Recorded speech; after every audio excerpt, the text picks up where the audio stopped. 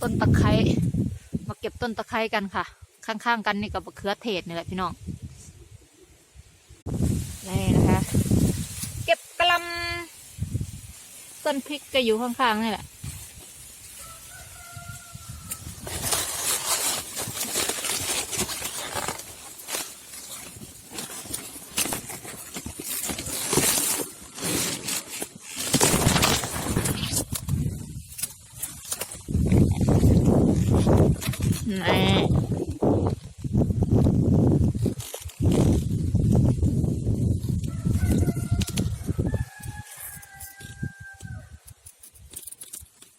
นี่นะคะมาเก็บคิงเห็นป่ะมีรากแล้วไหมนี่ก็ตอมันนี่นะคะนี่ก็คิงค่ะ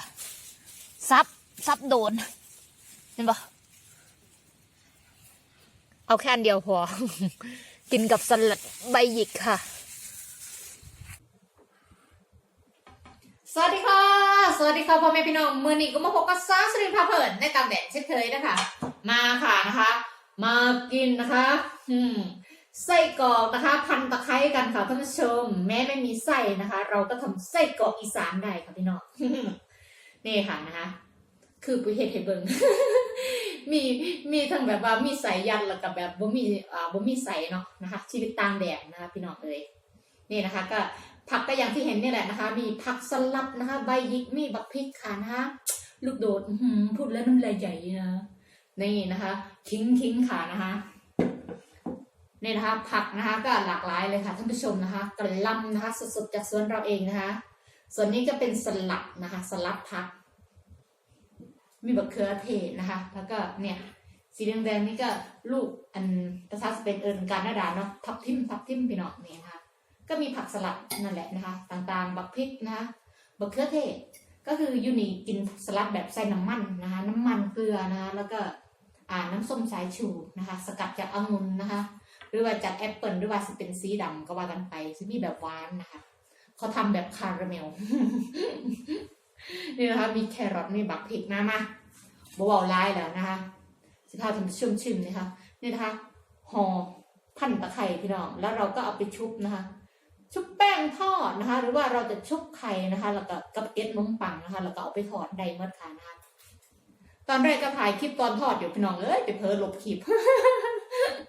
ท่านผู้ชมก็หูวิธีทอดอยู่หรอกนะคะพอปั้นแล้วค่อยเอาไปทอดนะ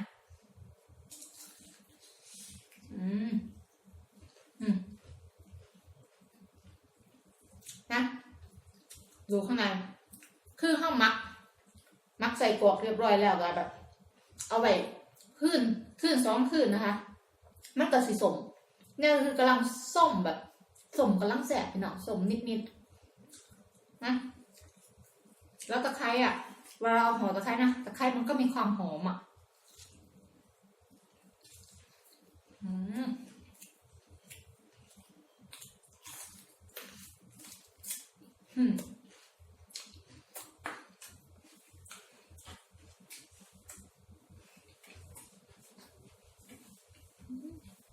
แบบ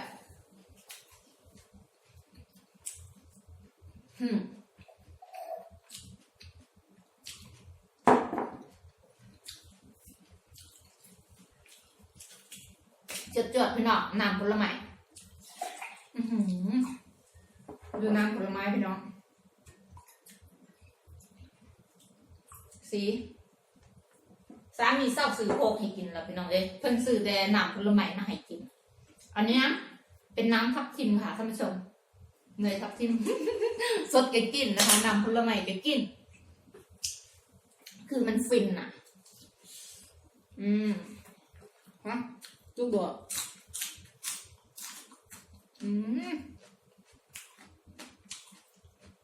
ทิ้งสด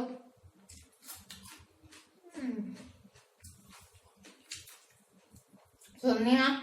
คือเราไม่เอาห่อไม่เอาพันต้นตะไคร้ก็ได้เผื่อใครไม่มีตะไคร้สดเนาะเราก็นะคะชุบนะคะทำเป็นกลมๆนะคะชุบแป้งทอดเลยค่ะนี่เห็นไหม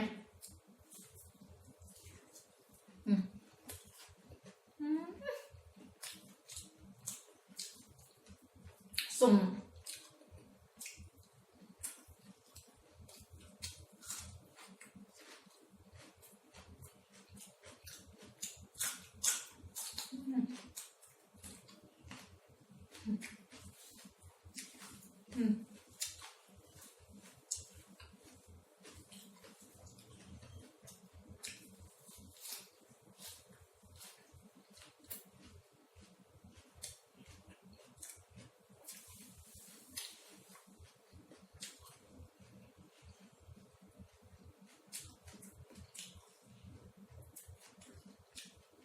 ปั่นนะคะตามใจค่ะนะคะ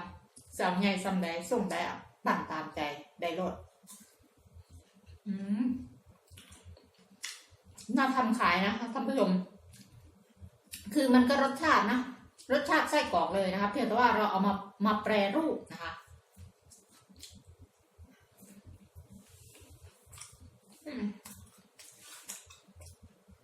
เสียบตะไคร่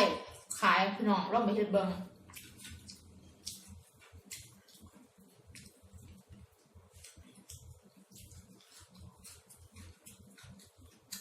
เนี่ยนะเอาไปชุบไข่แล้วก็คลุกนะคะกับขนมปังนะคะขนมปังแบบบดละเอียดนะหน่อยๆของอยู่นี่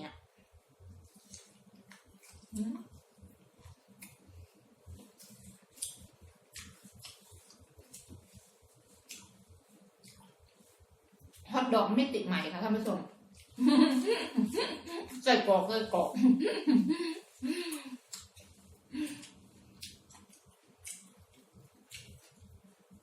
มีอยู่หน่วยเดียวนี่แหละนะคะบักแตงในสวนหวานอ่ะ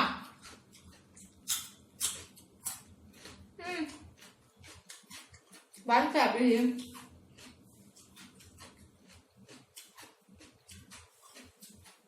คือแบบว่าอันนี้นะอันนี้ห่อไส้ค่ะท่านผู้ชมใส่แค่ใส่กรอกบ้านเฮาแหละนะคะใครจะทำลูกใหญ่แค่ไหนนะคะก็เอาตามใจเลยค่ะนะคะเบรเอากันไตมาตัดพี่น้องเลย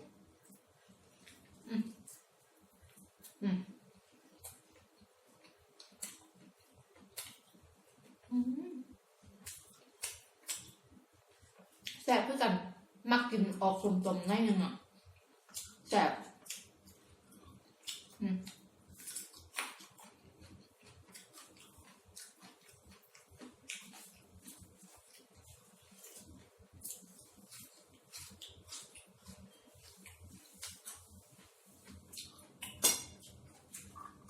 แบบว่า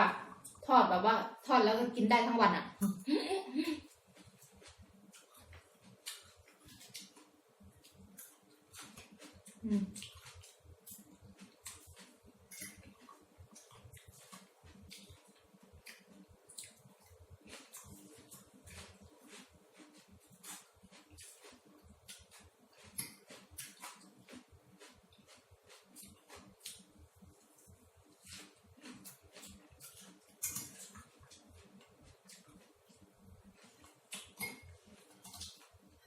ใส่พริ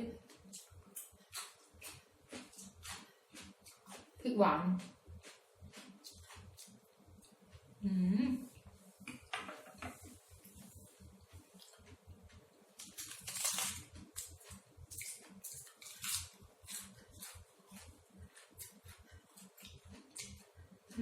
กะหล่ำกับหวานนิดหน่อยกะหล่ำจากสวนเราเอง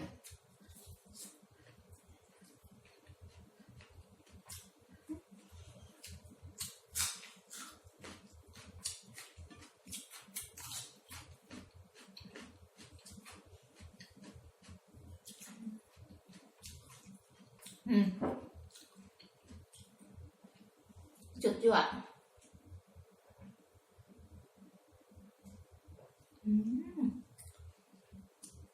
มันแซ่บหมั่ง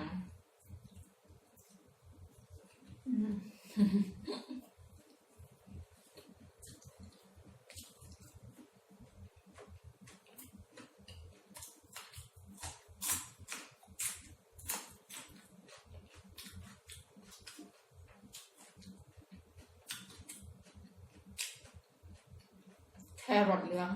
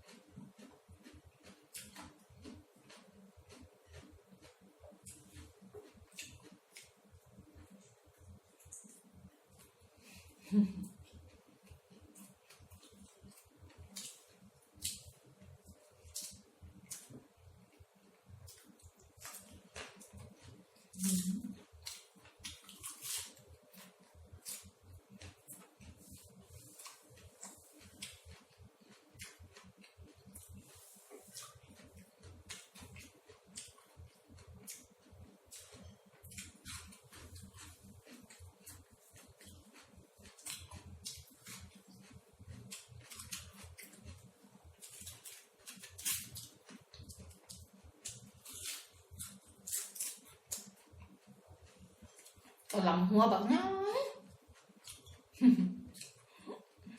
เก็บมากหัวเดียวหนอ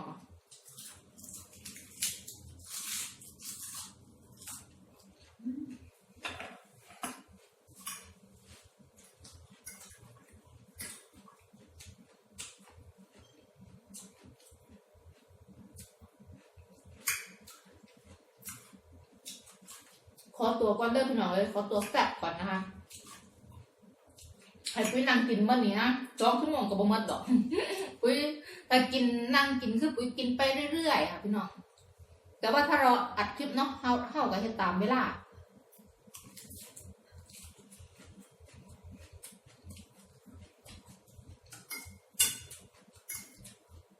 เมื่อนำเสนอเมนูให้เพื่อนึกยังบอกว่าเพื่ออยากกินสลัดก็เผ็ดเบิ้ลใส่ผักใส่ผลไม้โว้ยแซ่บ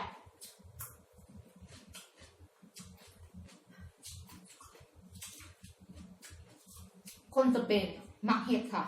สลัดใส่เนยทับทิมใส่บกม่วงหรืออยากพี่น้องปุ้ยทั้งหน้าย่ำปุ้ยไปกินข้าวบ้านเขาเจ้า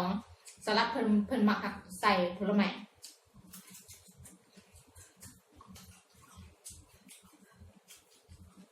มักแอปเปิลบ่ค่อยมีผู้ใดใส่ปานใดเพราะว่ามันเขาเจ้าน่าจะเบื่อนะเพราะว่า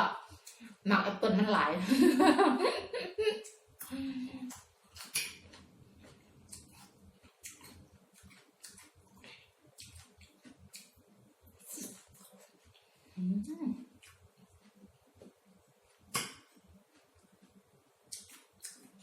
กินแต่ผักสดๆนะคะปลอดภัยค่ะนะคะปลูกเองกินเอง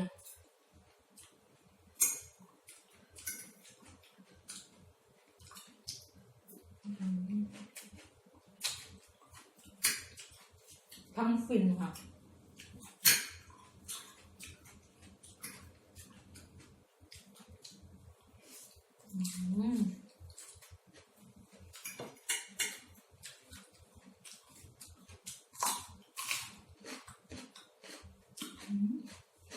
เสียด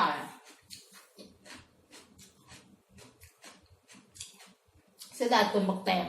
งกวากำลังงามเลยพี่น้องหิมะมาแล้วนะคะในจังหวัดนั้นมาแล้วแล้วก็แถบบ้านปุ้ยเนี่ยคืออากาศหนาวเย็นหนาวจัดแล้วค่ะเดินไปข้างนอกนี้ไม่มีถุงมือนี่มือแดงแล้วค่ะตอนนี้นะที่แบบว่าอยู่ในบ้านนะใส่เสื้อแขนสั้นได้เพราะว่าปุ้ยเปิดนะคะฮีตเตอร์ปุ้ยเปิดแบบร้อนสุดๆไปเลยอะโอเคชอบก็อย่าลืมกดไลค์กดแชร์กดติดตามให้สาวสุรินทร์พาเพลินด้วยนะคะนี่นะคะ